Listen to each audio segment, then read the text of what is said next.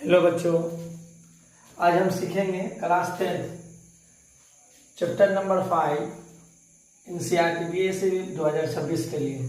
Exercise है आपका 5.3। Clear? चलिए, सबसे पहले फार्मूला को हम लोग समझ लेते हैं कि इस एक्सरसाइज में किस टाइप का फार्मूला होगा और किस चीज़ को क्या कहते हैं। सबसे पहले फार्मूला होता है एस एन बराबर N by two A plus n minus 1 into D. Clear? अब देखो, इसमें एस एन को क्या कहते हैं? एस एन को बोलते हैं योग या योगफल। ठीक है, देखो एन, यहाँ का एन को कहते हैं, जैसे एन बराबर होता है एन पदों। क्लियर? या एन पदे। अब जैसे पदों से पहले कोई संख्या लिखा रहे, जैसे 4, तो n का वैल्यू दे रहा है n 4 पदों 10 पदों, इसका मतलब होता है n का वैल्यू बोलना निकालने के लिए। या n 10 पदे तक ज्ञात करें तो n दे रहा है। क्या दे रहा है? n दे रहा है। अब आगे सब जो पीछे वाला पढ़े आप वही है, बट इसमें दो ही टर्म आपको जानना था। एक और फॉर्मूला होता है एस एन बराबर N by two A plus A N.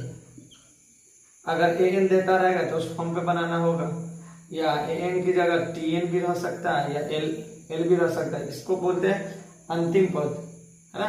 इसको भी बोलते हैं अंतिम पद, इसको भी बोलते हैं अंतिम पद। ठीक है, चलिए क्वेश्चन नंबर फर्स्ट को हम लोग देखते हैं। क्वेश्चन नंबर फर्स्ट में क्या दिया है? चलिए क्वेश्चन नंबर फर्स्ट में कह रहा है 2, 7, 12, 10 पदों तक। अभी जस्ट हमने आपको बता दिया कि योग में एन को कहते हैं एन पदों। क्या कहते हैं? एन पदों या एन पदे। ठीक है, ऐसे को कहते हैं योग। इसमें क्या बोल रहा है? निम्नलिखित समांतर संयोग का योग ज्ञात करें, यानी योग या योगफल ज्ञात करें।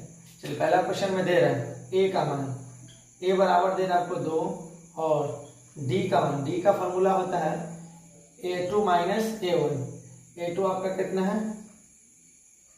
7 माइनस 2 तो कितना बचेगा? 5। अब यहाँ पर जो लिखा हुआ है पदों, यानी पदों का मतलब क्या होता है? एन। पदों का मतलब क्या होता है? एन। एन दे रहा है, एन की जगह पर कितना? 10, तो एन का मान दे रहा है 10। चलिए, एस एन बराबर N by two A plus N minus 1 into D. Clear?